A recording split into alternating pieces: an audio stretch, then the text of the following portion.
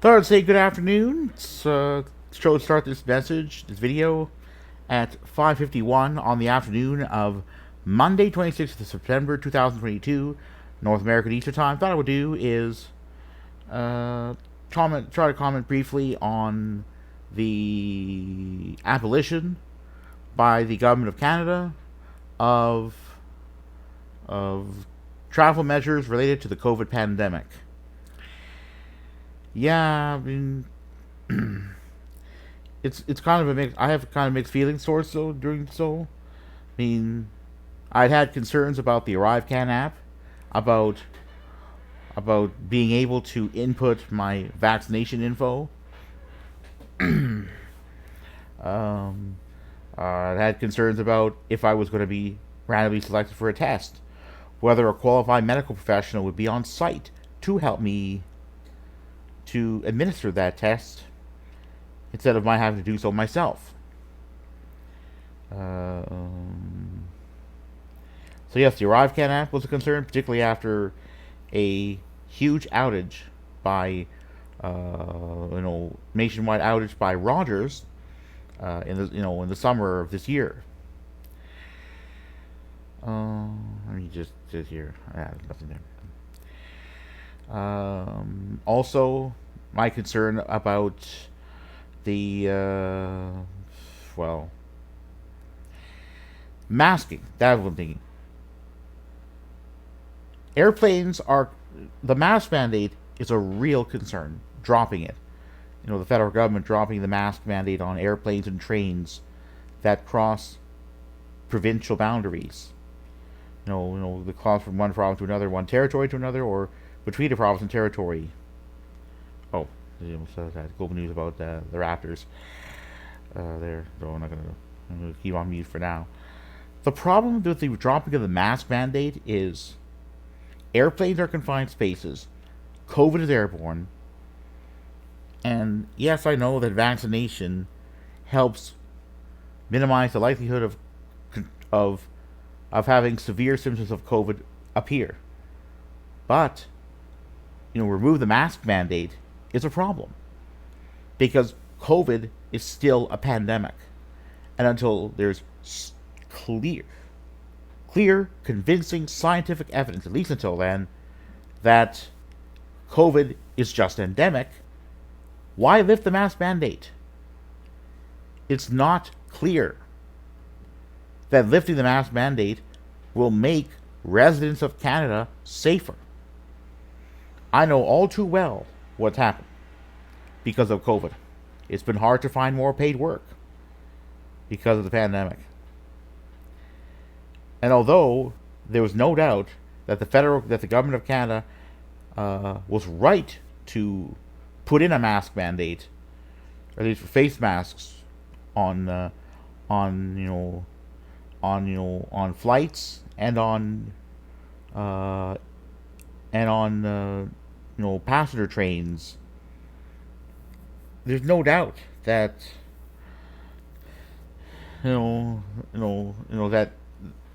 that that things are going to be different. The problem is the lifting of a mask mandate means we could be in for some very interesting times, perhaps scary times, with COVID transmission basically opened up. So, yes, it's not fun to wear a face mask, but I continue to do so a lot of times when I go out. Because who knows when the Ontario provincial government will reinstate a mask mandate? There could very well be enough hospitalizations that, well, the mask mandate has to go in, and there's a lockdown. And sure, there's no doubt that, yeah, it's going to tweet that there about COVID restrictions and all that. But that's the whole problem. It's going to, from Apple News, various devices I have there. Just gonna tweet that. Oops.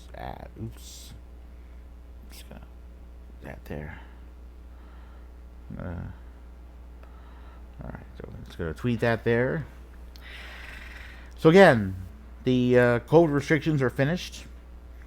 I mean, the mask mandate is the biggest problem of all because who knows what could happen. I like to believe that the abolition, effective 1st of October North American Eastern Time, will do world of good. It could be a world of bad in terms of COVID transmission going through the roof from imported cases. That's how, that's how the pandemic started. Sure, I mean, it's easy to say that, mainland China had a huge number, COVID cases in Hubei province, particularly in Wuhan, to start off the pandemic. But, but the government of mainland China has done, relatively admirable job. It did so within the month that followed. Where was that? Where was the preparedness of other governments?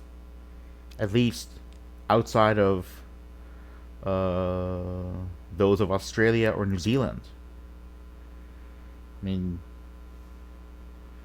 which had, of countries that had relatively low levels of COVID transmission to start the pandemic, unlike those of the United States or various European countries and territories. I mean, Russia and India had huge numbers of COVID cases compared to their overall populations, and that's a problem. I mean, masking reduces the risk of airborne transmission. It doesn't eliminate it, but it reduces it. And with a lot of airplanes having just one aisle between rows of seats, who knows?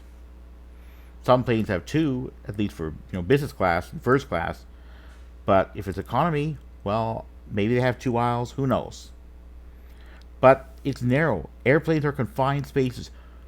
I've been in quite a number of airplanes, and last time I was on a flight before I decided to make this video, which was in October 2018. I chose a business class seat because of the width. The elbow room being the absolute pits. I mean, legroom hadn't been bad on a lot of economy flights, but it was more the elbow room. And on some of those newer planes, you have these stationary dividers that don't take into account that are so thick that you can pretty much put robots into seats, but people who have wide waists can't fit into them easily. An economy class flight I took in September of 2018 meant having to... Alright, just going to... just going to turn off the Global News broadcast. Just going to try to get into starting this video longer than expected. Just going to mute for now the CBC News. Alright, I thought I would do is just go to CBC TO. I can always rewind. And that's what I'm going to do here. So, we'll see. Main thing is, the problem is, the abolition of a mask mandate means potentially we got COVID cases going up. Where was I here? Airplanes being confined space, yeah. Last time I went in an economy class seat, there was like a thick dividers between the seats. Like you used to have these armrests, and you have pockets of air. That dividers that come down like this. You have pockets of air pockets between underneath the dividers. Where if you didn't have a seatmate, you could at least you could spread. You could have if you had wider hips than relatively wide hips. You could be comfortable reasonably if you didn't have a seatmate. You would have someone sitting directly beside. But that's not that was pretty bad. But it's also the congestion in those aisles. Narrow washroom. So I took a business class seat in part, so I could spread out. But again, with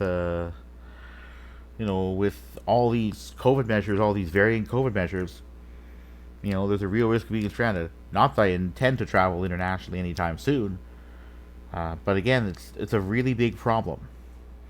It's a big problem, and that not having a mask mandate. I mean, that's concerning. Yes, I know that airborne transmission of various illnesses is a reality. I mean, tuberculosis is still, it's still pretty, it's still a problem in many developing countries.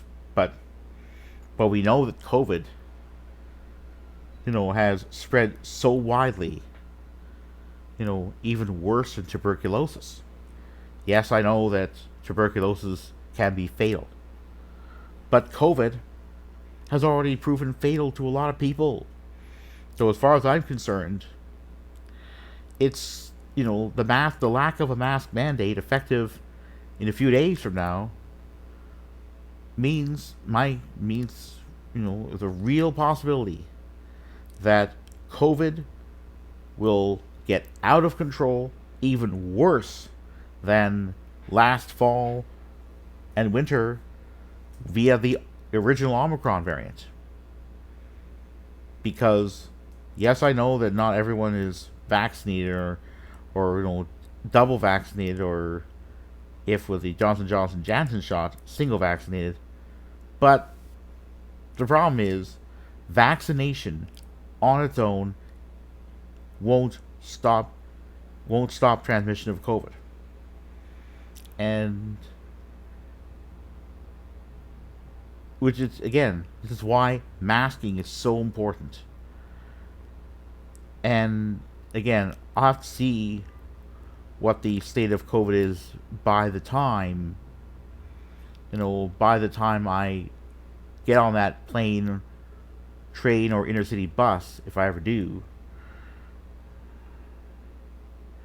Because who knows what the state of COVID may be by then. But until there is clear scientific evidence that COVID is over, or at least it's become endemic, I still encourage anyone unconvinced about the efficacy of wearing a face mask to please continue to do so in indoor settings, in particular if they are confined, such as buses, trains, and airplanes, but also in taxis and ride-hail vehicles.